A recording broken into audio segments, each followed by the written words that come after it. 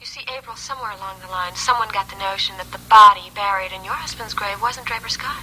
So they dug him up, and they made a few tests. And I hope you can get your money back for the flowers for the funeral, because, darling, you buried the wrong man. What?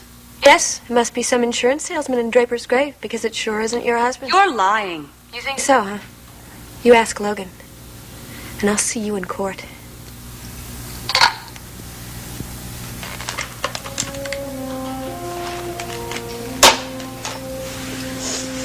All right. What Raven said about the autopsy, is it true? Yeah, it's true. Why didn't you tell me? Certain questions were raised. What questions? Questions about proper identification. I didn't want to involve you till I had the answers. And even after you had the answer, after you knew that it wasn't Draper's body in that grave, you didn't tell me. I would have told you. I would have. As soon as the investigation was concluded. Look, try and put yourself in my place. I just didn't want to cause you any unnecessary pain. It's just the deal you made with Raven, huh? Yes. You were willing to take a chance on losing your own son forever just to spare me some pain? Why didn't you just tell me the truth, Logan? Because I don't know what the truth is. I doubt that I ever will. Now, what's that supposed to mean? Sorry, I didn't mean to be enigmatic. It's just I was afraid. I was afraid that Raven would tell you more than just that the bodies were misidentified. What more could she possibly tell me? Draper might still be alive.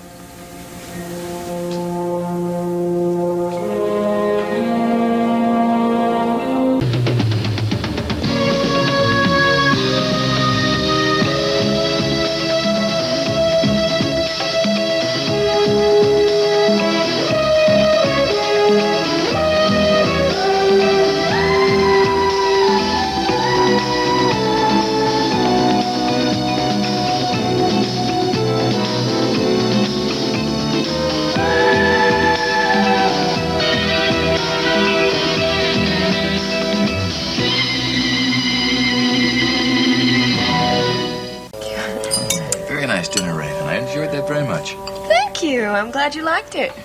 I called the caterer all by myself.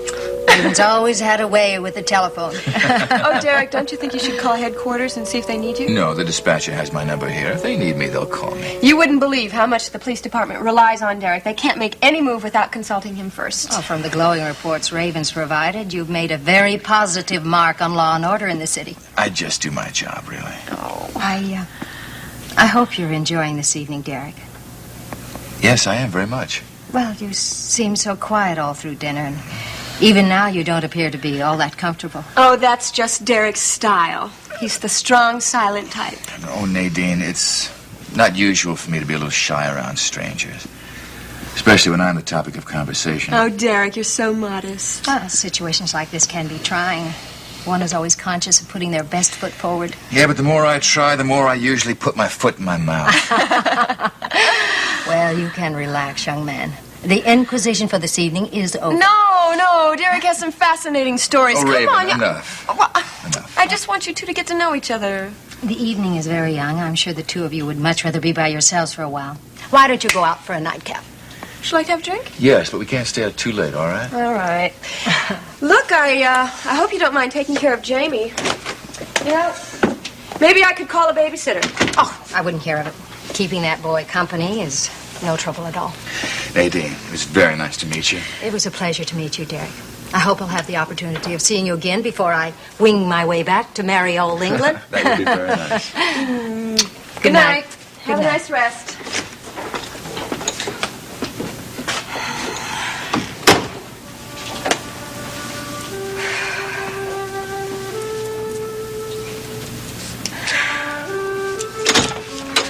What did you forget?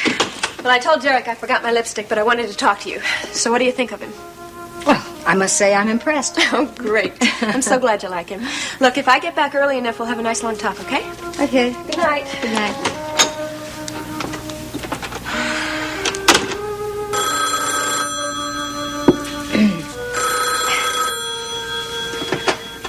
Hello? Nadine, it's Geraldine. I hope I didn't wake you. If you called to talk to Raven, she's not here. No, the person I want to speak to is you. Geraldine, I was just planning to go to bed. If you don't mind, I'll say goodnight. But I do mind. Nadine Scott, don't you dare hang up that phone. I really am too exhausted, Geraldine. Nadine, the rift that has occurred between us has been very upsetting to me. I simply cannot allow things to remain as they are between us. I am too tired and too ill to talk about it tonight. Then we'll talk about it tomorrow. First thing in the morning, I'm going to be checking in at Monticello's General. Then I will call the hospital to find out your visiting hours. I would prefer you didn't. Let's just leave things the way they are. Oh, no. We've known each other too long for me to do that. I'm sorry, my dear.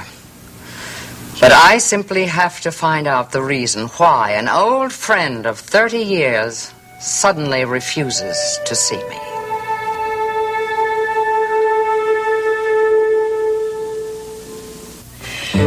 Well, I think it went very well, don't you? Things certainly went the way you wanted them to. Mother adored you, I could tell. The build-up you gave me, I was expecting her to kiss my ring out the way. But Derek, come on. I'm proud of you. That's the reason I brag. What's wrong with that? The only reason you wanted me to meet your mother was just to impress her with my job. You think that's the only reason? All you did was to talk about my heroic exploits. You made my contribution to the department seem like so much, even I thought I was underpaid. Well, okay. So I did want to impress my mother, but any girl would feel the same way. I don't like being used. Derek, I may have made you sound like a hero, but that's the way I see you. I meant every word I said. I especially didn't appreciate the way you made it seem like wedding bells were imminent. I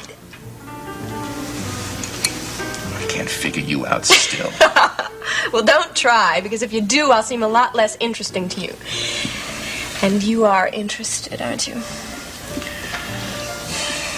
I met your mother, didn't I? Derek, do you love me? What did you say?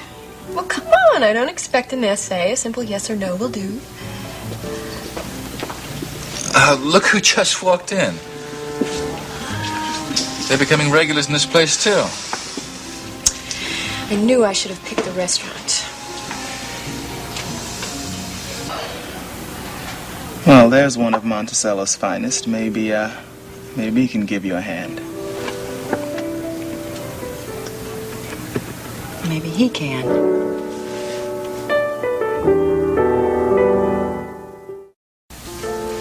You know, Derek, if you like, we could stop at your place before I go home. Well, it's after midnight, and I've got to get up in the morning, but maybe some other time. Well, look who's here. Hello, Deborah. Hello, Deborah. I like your perfume. It smells a little like mace. This is becoming a regular hangout for cops. I've seen you here before. Well, we bump into you so often, we might as well make reservations for 3 the next time. That's a good idea. Chief, can I talk to you for a moment? Sure, what's the matter? Did you forget your credit cards and they want to make you wash dishes? No. I just wanted to tell you that Calvin and I aren't going to be at headquarters tonight. Oh, what a shame. We have something more important to do. Oh, what's that? You know this non-case we were talking about? The Michaels thing? Yeah. We figured a way that we can make it into a real case if we can find Larry Watts. Is that what you want to do tonight? Yeah, just wanted to get your permission. Why don't you say it's okay, Derek? Then we can have our dessert in peace. All right. All right, go ahead, but I want you to keep checking in at the department. I'm going to stop in there before I go home tonight. Definitely.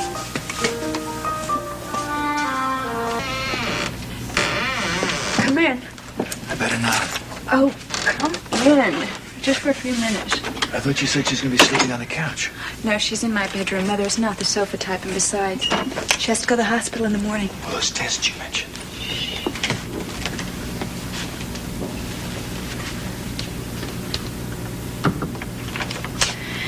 Well, she thought she was going to check into a hotel suite, some beautiful hotel suite, but they made her go in the hospital instead. However, the hospital room is going to be beautiful because it's in the new Alexander suite, and guess whose money it is? Hers? Mm-hmm. Our name was Alexander. Anyway, I thought that she should get a good night's sleep. Yeah, that's nice of you. Mm-hmm.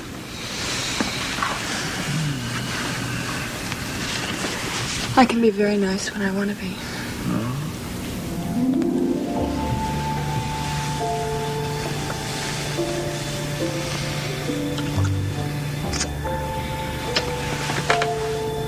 We better call that a good night. Oh, no. That was just the beginning.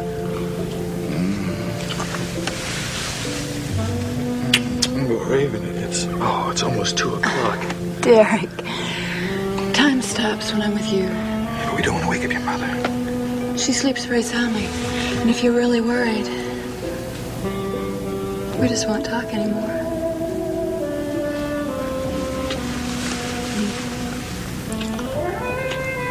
She really likes you, you know. How do you know that? Because remember when I snuck back into the room before we left? I asked her. I should have known that's what you were doing. She adores you. I hope you didn't give her any of that nonsense about us being engaged. What nonsense? What nonsense? It's not true. That's what nonsense. Why couldn't it be true? How can I be engaged to a married woman? What if I wasn't married? I think that's my cue to leave. Besides, I've got to go back to headquarters before I can hit the sack. Some information I've got to get, and I got a few more things I got to take care of. So I just better... That's my tie. Oh, Raven. Cut it out. Why? What if she comes out and sees us? Well, she'll just insist that you turn me into an honest woman. But I was hoping you would turn me into a dishonest woman. Raven. Oh, Derek. So, it's business before pleasure. It is something I've got to take care of. I have made a solemn promise to do it, and I am going to do it. Well, why don't you just call? Get your information on the telephone. As a matter of fact, I should call in at that.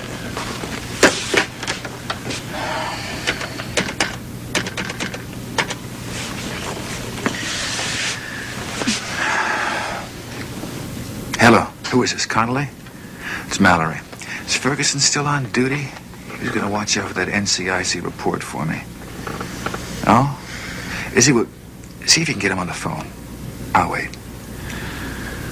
It's all right. I got all the time in the world.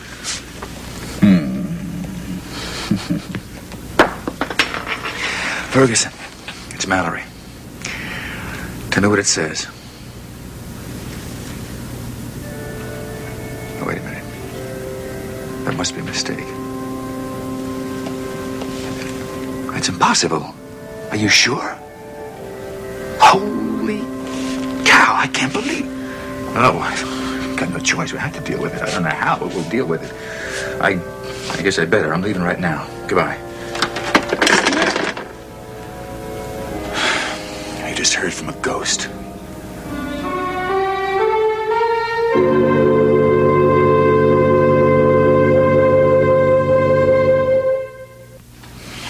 Derek, I don't want you to go. I'm sorry, but I've got to go, Raven.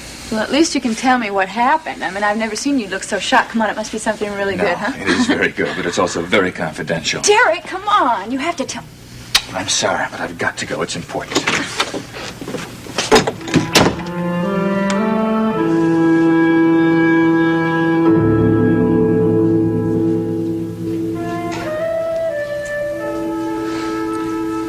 Well, I let you down, didn't I? I had no right to keep it from you. You could have handled it just fine. Logan, I don't know how well I would have handled it. Maybe I would have reacted just the way you thought I would. Maybe I would have started waiting for Draper. Expecting every time I heard the phone ring that it might be his voice on the other end. No, I underestimated you. I was afraid that the doubt would stay with you for years, maybe your whole life. I was wrong. Well, if it had, Julia would have picked up on it. Sooner or later, she's going to hear the story about how her father's body's missing from his grave. Oh, my God, the funeral. Yeah, I know. Let's make it a mockery. No! I don't want you to think that, not even for a moment. The whole point of a funeral is to remember the person that's just passed and to comfort those of us left behind. We were all there for Draper. That's all that's important. Yeah, you're right. We were there for Draper. Nothing else matters. I just wish I had words to tell you how sorry I am. Logan, it is not your fault. It's nobody's fault. I should have known, though. It would have been hurtful, but I would have preferred to have known. It was my decision. I have to take responsibility for it. Obviously, you were not the only person who felt that way. You said it was my own brother who performed the autopsy. He knew it wasn't Draper, and he didn't tell me. Miles kept it from you because I asked him to. Now, I'm being honest with you. If you're going to blame anybody for keeping the truth from me, unfortunately, it has to be me. Logan, I understand why you did it. Do you hear me? I understand why you did it. I may not agree with it. You tell me one thing, though. Sure. How in the world did Raven find out? I don't know. I wish I did, but I don't. I have my suspicions, but I don't know. Oh, my God. That morning when she came over here with the most important news in my life, it was about the autopsy, wasn't it? Yeah. Of course. She didn't say anything to me, though. She walked out of here without saying a word. And that is because that is the morning that you made the deal with her. That's all academic now. It's ancient history. That was the bargain. I'm the one who broke the bargain. Because I went to Cliff Nelson and insisted that he call me as a witness. And he couldn't resist running right over to tell her. He must have made a special trip tonight. Why? Why was it all that important to you that you were willing to risk losing your own son? Now, don't you worry about that. I'm not going to lose Jamie. You weakened your case, Logan. You weakened it because you wanted to keep me in the dark? Because I might have this silly hope that my husband was somehow miraculously still alive? I had to take that chance, selfishly. If you began to believe that, then I wouldn't have had the right to tell you that I love you.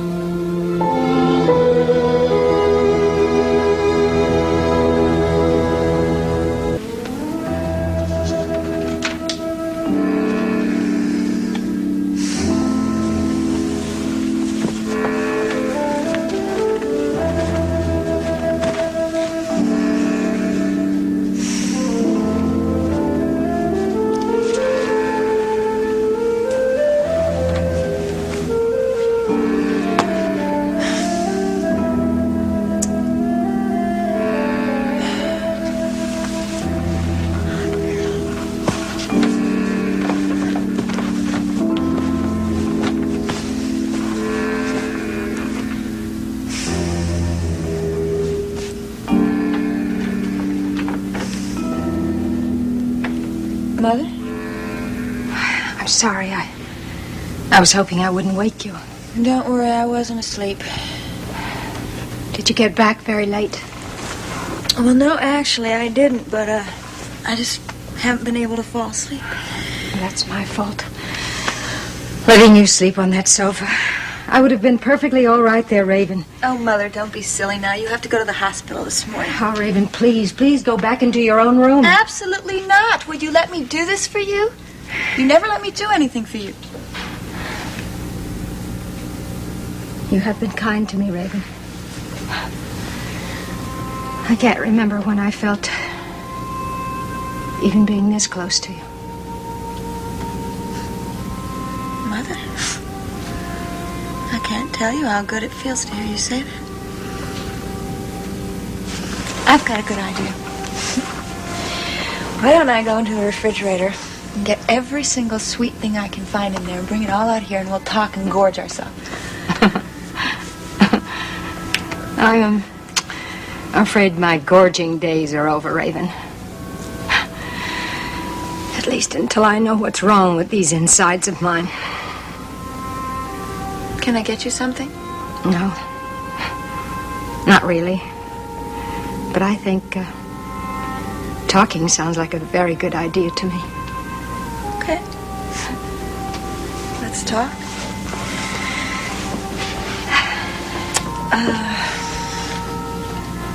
Tell me something.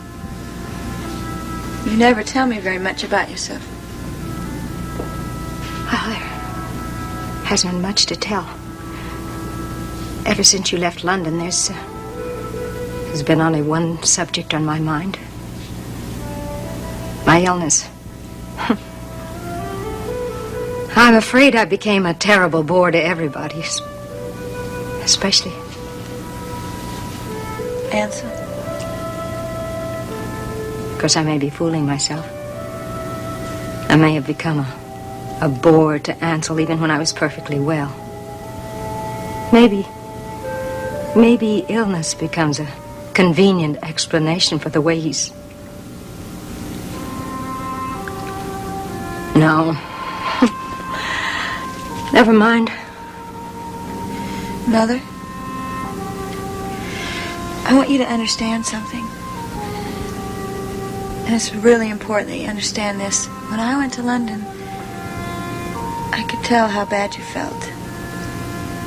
And I knew that Ansel was the cause of it, too. And that's why I went out to dinner with him that night, see? I thought that maybe he would open up to me and tell me what the problem was. I'm sure he didn't see that as the reason. But I had your best interest at heart, I really did. If we're going to talk about this, Raven, I'd rather go back to bed. Mother, why won't you talk to me? You never listen to me. You know very well why. Because I know you're upset about my reaction in London. About changing my will. You're wrong. You're absolutely wrong. It's your money. You can do whatever you want with it. If you want to give it to charity instead of your own daughter, that's just fine. Oh, you'll still be very well provided for, I assure you. The present allowance continues as it is. Your father's trust fund saw to that.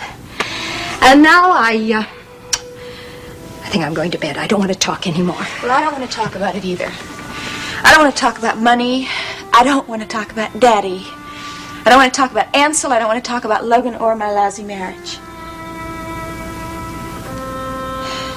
Those subjects have always come between us. But now there's just the two of us.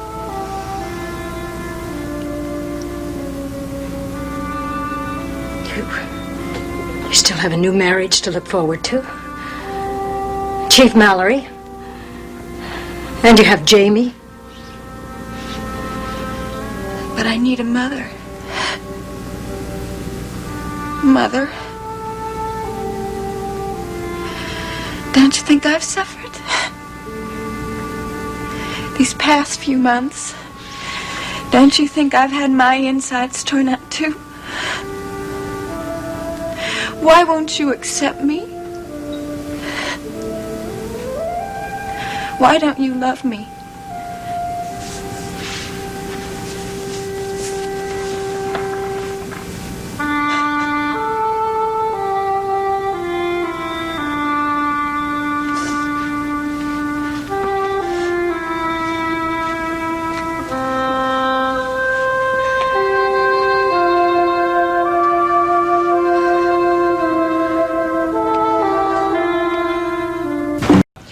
Well, it turns out... Oh, my God, it's true. You are back from the dead. When I heard the news, I couldn't believe it till I saw it with my own eyes. Draper, it is so good to see you. Draper, when I found out about the train wreck, I cried and cried. I don't know who was more despondent, me or your wife. Raven, I think you better leave. Visiting is restricted to family. I'm Draper's stepsister. That makes me family, doesn't it? I cannot believe that you are alive and you're back among those that love you. Raven, Draper needs his rest. Can you imagine how everyone felt when they found out that you were not buried in your own grave? Well, I felt good. I bet. Of course, April didn't know anything about the autopsy. Logan felt... Raven! I don't think Draper wants to hear about all that now. Wait a second. What's she talking about? Autopsy? What about Logan? When Logan found out that you were still alive... Logan did not know that Draper was alive. Questions were raised as to whether or not it was your body in the grave, so they exhumed it, performed an autopsy. Only then did they know that it was not your body. He was still presumed dead, having drowned in the river, and that's why your body was missing. But why didn't Logan tell you about the autopsy? Because Logan did not want me to get my hopes up. He didn't want me to sit around and start waiting for you to come home, and apparently he wasn't the only person who felt that way. Nicole, Miles, Mike, Nancy, and other people thought the same thing. Of course, there were a lot of personal reasons, too. Now, hang on, Raven. Logan knew what he was doing. Oh, he certainly did. He used good common sense. Honey, I would have done exactly the same thing. Draper, you haven't changed a bit. You're still 100% loyal. You cannot believe that Logan could possibly change. How dare you criticize Logan when you took the same situation and used it for your own selfish purposes? Who, me? Logan felt very strongly about protecting me from all the speculation, and Raven was very well aware of that. I felt you had a right to know. He is your husband. Raven made a bargain with Logan. Said that she would keep her big mouth shut if he did not call me as a witness on Jamie's custody trial. It's a very long story. Look, I did not want to get into this nonsense. I wanted to come say hello to my friend. Well, your welcome is wearing very thin. Draper, I am very happy that you are alive and well. And I'm sure my mother will feel the same way when I go tell her. She's right down below 2 floors, you know. Nadine, what's she doing here? Oh, she came here to have some tests. When I found out about it, I rushed right up here to see you. On your broomstick? Very cute. Look, I will come back and I will bring a bottle of very good champagne and we'll have a proper celebration. Don't bother. I'll be back.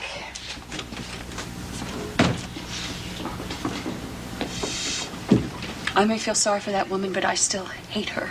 Wow. I can see some things around here haven't changed. I think, what did she mean about Logan and all that?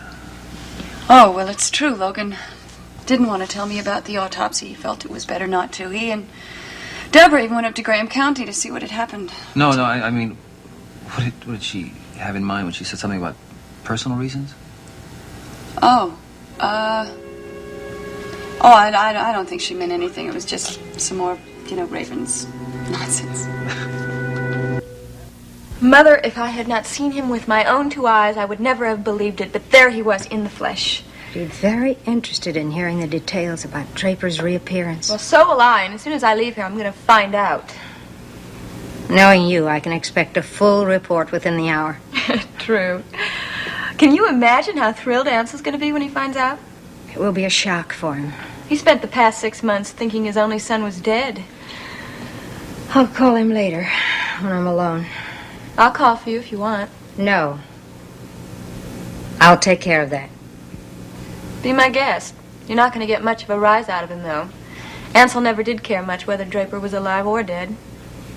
That was a very cruel thing to say, Raven. It's true. If you can't say anything pleasant, don't say anything at all. My, aren't we in a foul temper today? We are not the least bit happy about being here.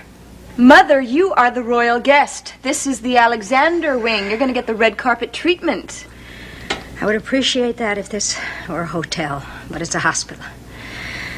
And I'm a little more than anxious about these tests, and I can't wait to get out of here. Look, don't worry. They're going to take the test, they're going to find out nothing is wrong with you, and they're going to send you home. And I'll be right here to hold your hand. Oh, dear. Probably an intern waiting to turn me into some sort of guinea pig. Oh, will you relax? The sooner you get this over with, the better. Geraldine. Hello, Nadine. I hope you're feeling all right. Raven? You have a lot of nerve coming in here. I have a very dear friend who's in the hospital. Will you? I thought it only proper that I pay her a visit. Will you please leave? Your presence upsets my mother greatly. Can't you get it through your head? She does not want to see you. Like it or not, she's going to. Right now.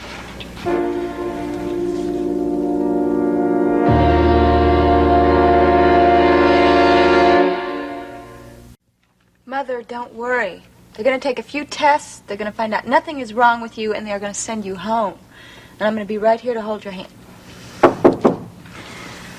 It's probably an intern, ready to turn me into some sort of guinea pig. Will you just relax? The sooner they get this over with, the sooner you'll be able to leave. Geraldine. Hello, Nadine. I hope you're feeling all right. Raven? You have a lot of nerve showing up here. I have a very dear friend who's in the hospital. I thought it only proper to pay her a visit. Will you please leave? My mother is sick, and your presence here disturbs her a great deal. Can't you get it through your head? She does not want to talk to you. Like it or not, she's going to. Right now. Mother, will you please tell her to leave? She'll listen to you. Nadine, I'm asking you to listen to me. Surely I don't have to remind you that I've been your friend for more than 30 years. Certainly that gives me some rights. Geraldine, please. I'm a very ill woman. That's why I'm in this place. Right. You know, we can call someone and have you escorted right out of this hospital. That would be very embarrassing for you. Oh, indeed it would. And it would be interesting to see you find someone willing to try. Now, Nadine, let us discuss quietly the reasons why you are unwilling even to talk to an old friend. Geraldine, I don't want to discuss it. At least not now. I don't want to tax your strength, my dear. But since we're all three here together, it seems to me a very good time to discuss it. I think I know what's been happening. Raven has been telling you tales about me, hasn't she? All right, Raven. Now you can repeat your stories in front of me.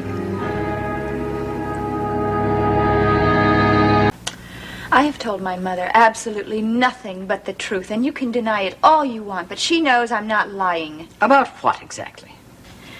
I've told her about your contempt for her, about your nasty insinuations about her husband, and about the cheap gossip you've been spreading about her marriage. Raven, please don't do this. So that's it.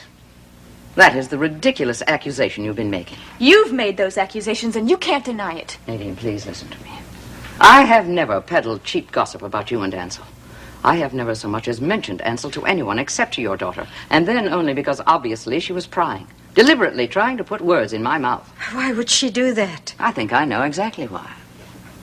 Would you like to tell her that, Raven? Mother, are you going to lie there and let her make these accusations against me? Raven, she is my friend. It's true. We've been friends too long. If that's the way you feel about it, then I'm leaving. Raven, please. Now, Nadine, please listen to what I have to say. I did not come here to incite a riot between you and Raven. I came here because I care about you. Because I've been deeply hurt about this sudden friction between us. Please believe me when I tell you that I have never felt the slightest malice toward you. Oh, what does it matter, Geraldine? Why should I worry about a lot of gossip here in Monticello? 4,000 miles away when there's been so much of it in London. Even among the servants in my own house. I don't understand how Raven managed to convince you that I said those things. She played a tape for me.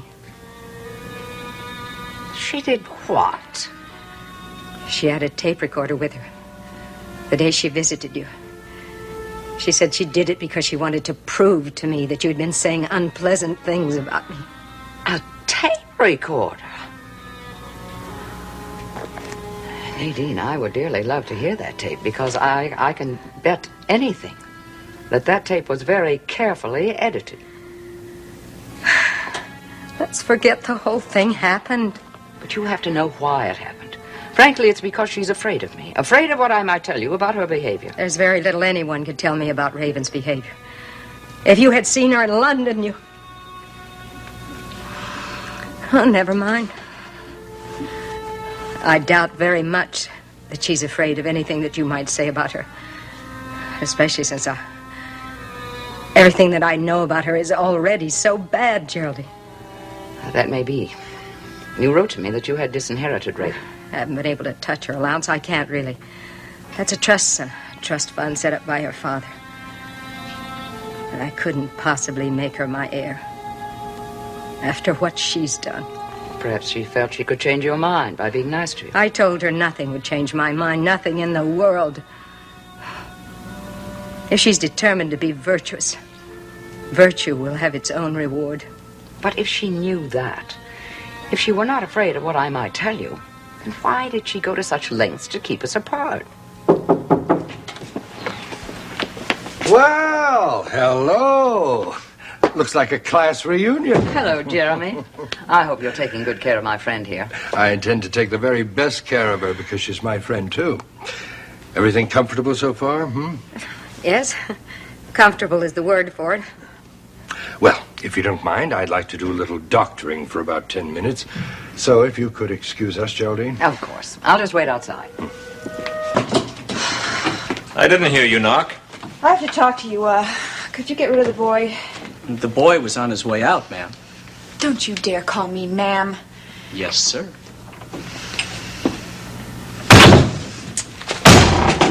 Calm down. Those flames in your eyes are against the fire laws. Geraldine is with Mother. What? Yes, Geraldine is with Mother. And God only knows what she's going to tell her. Nadine, how I would love to hear that tape recording that Raven made. But I can guarantee you, it doesn't even come close to what actually was said in my living room that day. I wouldn't put anything past her. She was trying to keep me from telling you about her and Elliot Dorn. But above all, about her treatment of Jamie. But she's treating Jamie beautifully. He seems to be perfectly healthy and happy. Did Raven tell you that she literally stole that baby from Logan? No, she didn't. That's precisely what happened. Jamie was sick one day, had a terrible fever, and had to be taken to the hospital. Unfortunately, Raven got to the hospital before Logan did on the morning the baby was released. That wasn't exactly stealing him, was it? It was nothing less. You see, she thought that having possession of Jamie would help her custody case. And let me assure you of another thing. The only reason that Jamie is receiving such good treatment now is because you're here. I can't believe that Raven would mistreat her boy. Nadine, it is very difficult for me to say this. Raven doesn't want her son. I can't believe that. Then why would she go through the trouble of stealing him and go through this awful custody battle? I don't know. Frankly, it baffles me, and Logan, too. Personally, I think it's just spite, pure malice. She wants to punish Logan for the breakup of their marriage. And believe you me, it is the best possible way to do it. Because he loved that little boy to distraction. It makes no sense. Nadine, she tried to give the baby away. If you don't believe me, then call your stepson, Draper Scott, and his wife. They will tell you that one night, Raven dropped the baby off at their home. She left him there and then flew to London. Left him with a letter giving them all rights to Jamie forever. This is incredible, Geraldine. She didn't tell me any of this. That letter no longer exists. Raven destroyed it herself. But now, thank heavens, there are two witnesses who can tell the court and you the truth. That Raven abandoned her own baby. Call them. Find out the truth for yourself. I'm sorry. I didn't mean this to turn into an attack on Raven. I simply wanted to know if I still had a friend. Yes, Geraldine. You never lost me. Well, I'll let you rest now, but I'll look in on you whenever you're permitted. You can't escape me, you know. Thank you, Geraldine. Thank you.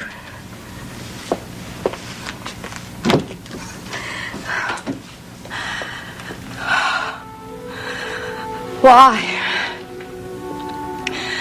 Why?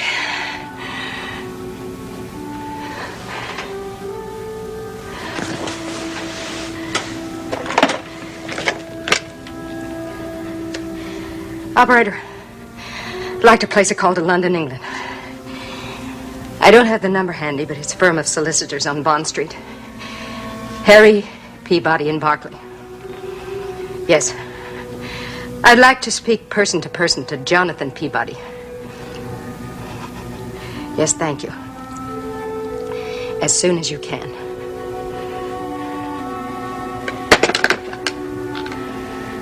Is it possible? Could Raven know that Jamie inherits everything? Could she know?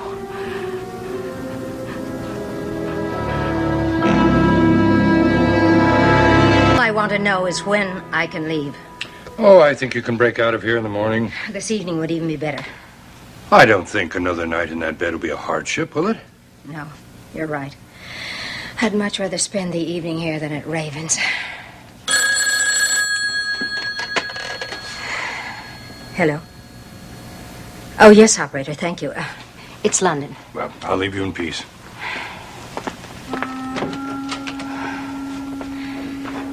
Yes, Mr. Peabody, what have you found out? She did. Yes. Yes. I should have known. And what have you done about the young man? It serves him right. And now I must find a suitable punishment for my daughter.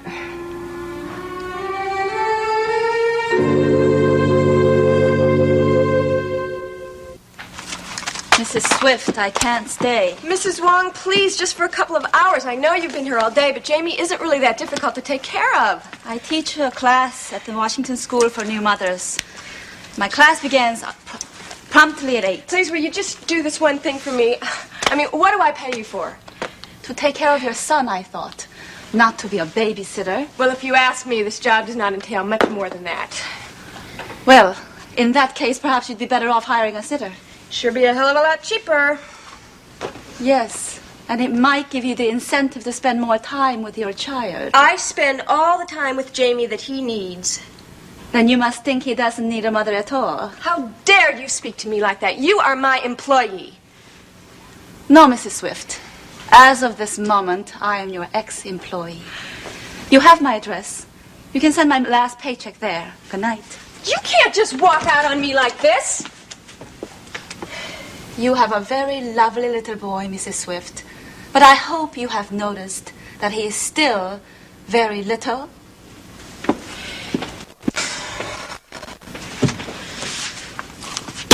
Damn! What am I gonna do? I have to go see her. Okay. Here we go. Mrs. Goodman, you better be home.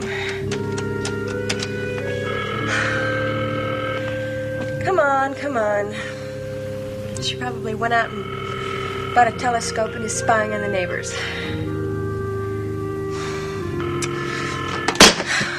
What am I gonna do? Gloria won't come anymore. Mrs. Cross is probably still drunk. Better call Mother. Find out what Geraldine told her.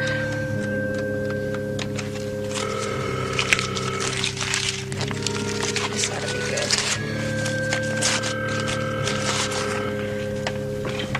Hello? Hello, Mother. This is Raven. Look, I don't care what you say. I'm going to come over tonight, whether you want to see me or not. Oh, I'd like very much to see you, Raven. When will you be here? Oh.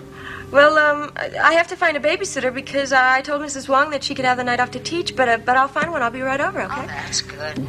Because I really would like to talk to you, Raven, about a financial matter.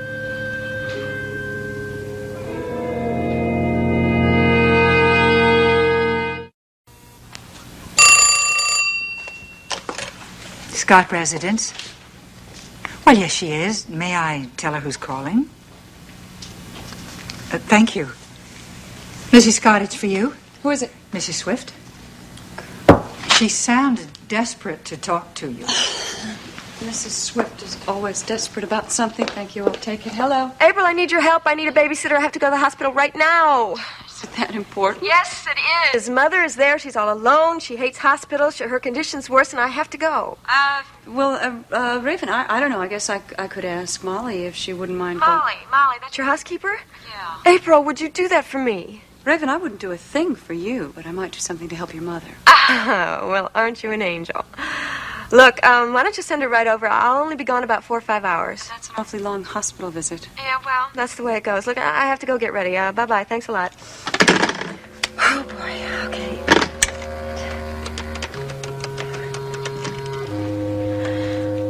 Yes, Mr. Dorn, please. Elliot, it's Raven.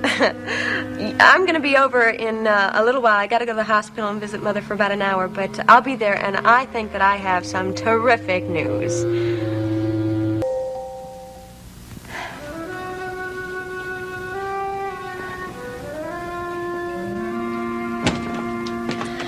Hello, Mother. How do you feel? Oh, I'm fine. Good. Did you see Dr. Stewart? Yes, I did. He had good news for me. I'll be leaving the hospital tomorrow morning. Wonderful, wonderful. I'll come by tomorrow, pick you up in the car, and we can go home. No, thank you. I've arranged a rental car. You did? Yes, I find that I'm going to be in Monticello for at least a week, so I've decided to have a car of my own. I've also made a reservation at the Monticello Arms. It's Geraldine's hotel. Mm-hmm. I see. Did she make the reservations for you? Yes. Yes, she did. So, you've fallen for her excuses, and now you're friends again? Don't say I didn't warn you. Anyway, you said you had something to discuss with me, something financial? Oh, yes. I had a very interesting phone conversation this evening with Mr. Peabody, one of my solicitors in London. You know Mr. Peabody, Raven? No, why should I know Mr. Peabody? Well, I thought, since you did know Mr. Temple... Temple? Who's Mr. Temple? Oh, surely you remember, Raven. A pink-cheeked young man with sandy hair, just a wee bit on the plump side. I've never met him before. Why should I know him? Well, that's strange. Since Mr. Temple admitted to Mr. Peabody that you had lunch with him more than once, and that he violated a confidence as a result. I don't know what you're talking about. I mean, I might have met him at a party sometime, Raven, but... Mr. Temple has been fired. Now, does that make you feel good? It's the price he paid for revealing to you the contents of my will. My new will. The one in which I left my entire fortune to your son. You left it to Jamie? Mother, that's very kind of you. Now I know why you were so kind to Jamie. Why you were so concerned about taking him away from his father. And so determined to win the custodies. Mother, I don't know what you're talking about. Well, that is all going to be changed, Raven. Because when I get back to London, I am going to change my will. I'll make sure that you don't get 1 penny of my money, whether Jamie inherits it or not. Now, do you still want custody?